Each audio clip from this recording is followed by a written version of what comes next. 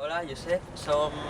Bueno, allá está el Pablo, que és el càmera, el Marc, l'Alejandro i jo, i som de Memorables, i el que fem és que ens encarreguem de fer entrevistes a persones d'avançada edat sobre temes del Prat, i aquest any ha tocat el tema de la roba i bueno, anem preguntant sobre coses relacionades sobre la roba.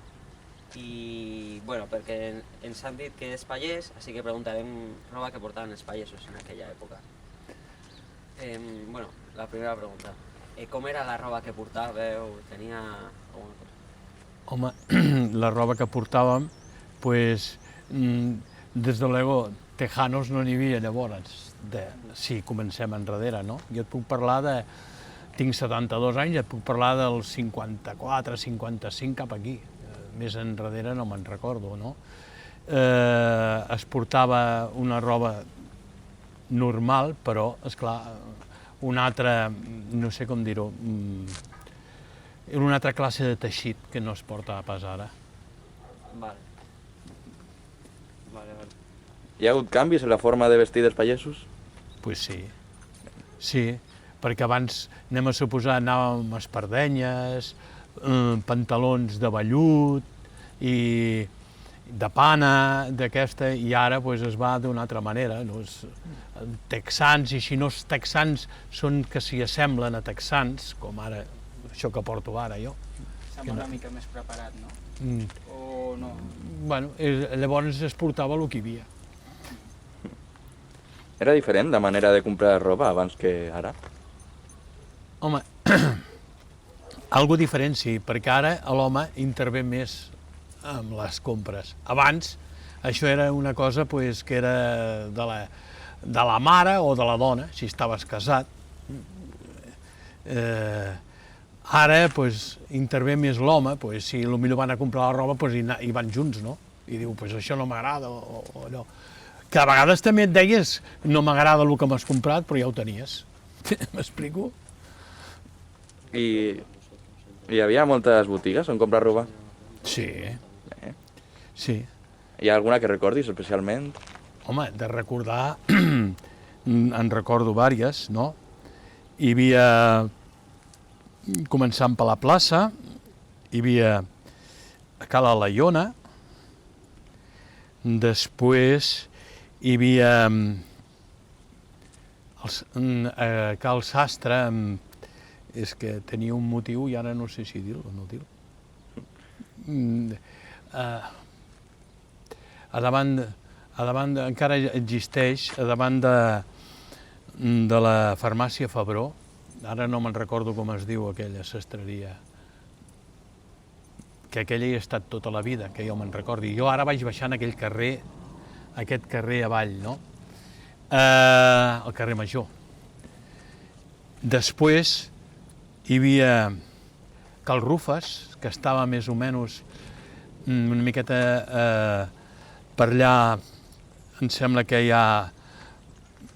Em sembla que és allò de los hermanos Molina, saps que hi ha d'allò? Enfrente hi havia a Cal Rufes, anaves baixant, hi havia part davall d'allà on han fet el Banc de Santander, allà hi havia un senyor que es deia Cal Molina, després hi havia el sastre de la moto, que venia amb una moto i et venia a prendre les mides a casa. I després també hi havia, com hi havia grans aconteciments, si et casaves o de llonces, hi havia molts, que hi havia una sastreria que estava a Barcelona, que venien d'aquí al Prat, que per cert també eren llopis, a la cantonada al carrer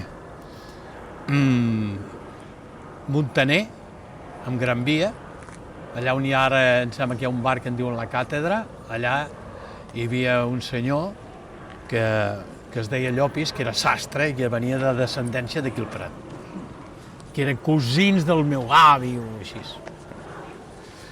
I després també hi havia una altra cosa, que com abans anaven a vendre el Borren, i, esclar, hi anaven moltes dones de pagesos que anaven a vendre. Doncs, esclar, allà com sortien, el Borren està... Bueno, allà on està el Borne ara, allò que hi ha aquella exposició, no? Doncs allà, esclar, molts venien allà i també sortien i compraven roba per allà a la vora, també. Aquí al Prat, segurament que me'n deixo alguna, no? Però jo et dic més o menys després allà a la Rambla hi havia a Cala Torrera, que en deien que és més aviat de senyora, també, per la dona pagesa, diguem, i segurament que me'n deixo algun, però és que ara no hi caic. ¿Compraba ya la ropa feta, las pesas o las feien o qué? Bueno, hi havia roba bastanta que es comprava feta, però també n'hi havia perquè llavors les dones de la casa n'hi havia moltes que cosien i sabien cosir. O sigui que... Però els pantalons quasi bé tots es compraven. No sé si és perquè eren més difícils de fer, això ja no sé.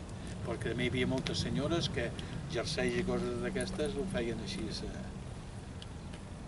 a ratos, diguem, no? La roba era molt cara, el preu ha canviat, com era? No era cara, home, no